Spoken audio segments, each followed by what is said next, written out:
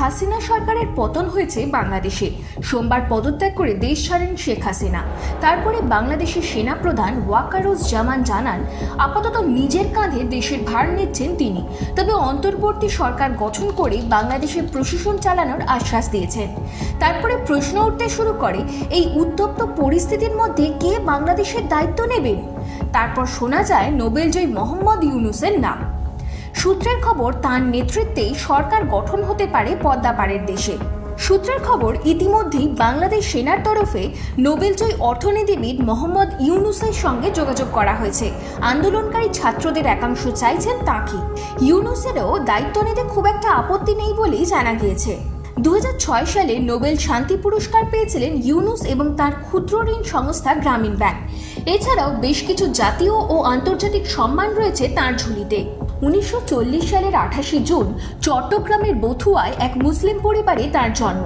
1944 সালে তার পরিবার চট্টগ্রামে চলে যায়।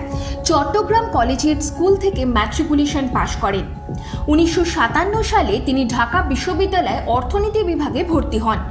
1969 সালে অর্থনীতিতে পিএইচডি করেন। এরপর মিডল টেনেসি স্টেট ইউনিভার্সিটিতে অর্থনীতি সহকারী অধ্যাপক হিসেবে কাজ করেন। পরে চট্টগ্রাম বিশ্ববিদ্যালয়ের অর্থনীতি বিভাগের প্রধান হিসেবে নিযুক্ত হন। 1983 সালে গ্রামীণ ব্যাংক প্রতিষ্ঠা করেছিলেন ইউনূস, যা বাংলাদেশকে বিশ্বে মাইক্রো ক্রেডিট হিসেবে খ্যাতি এনে দিয়েছিল। বিশ্বব্যাপী সামাজিক কার্যক্রম পরিচালনার জন্য 2011 সালে সোশ্যাল বিজনেস গ্লোবাল ইনিশিয়েটিভস প্রতিষ্ঠা করেন। 2007 সালে নাগরিক শক্তি নামে একটি রাজনৈতিক দল গঠন করেন।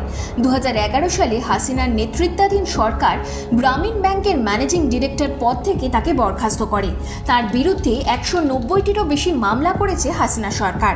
ইউনূসের বিরুদ্ধে একাধিক বিতর্কও রয়েছে। শ্রম আইন লঙ্ঘনের জন্য চলতি বছরের শুরুতেই 6 মাস জেল খেটেছিলেন তিনি।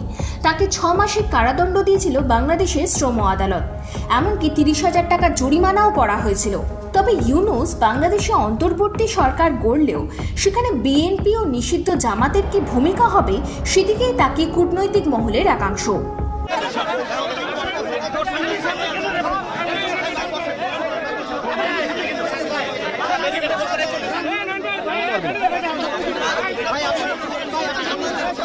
চলে যাচ্ছি, সরাসরি কথা বলা শুরু করবেন সমন্বয়কেরা। এবং হয়েছি যে ডক্টর মোহাম্মদ ইউনূসকে প্রধান উপদেষ্টা করার সিদ্ধান্ত গৃহীত হয়েছে এবং বাকি উপদেষ্টার বিষয়ে রাজনৈতিক দলগুলোর সাথে আলোচনা করে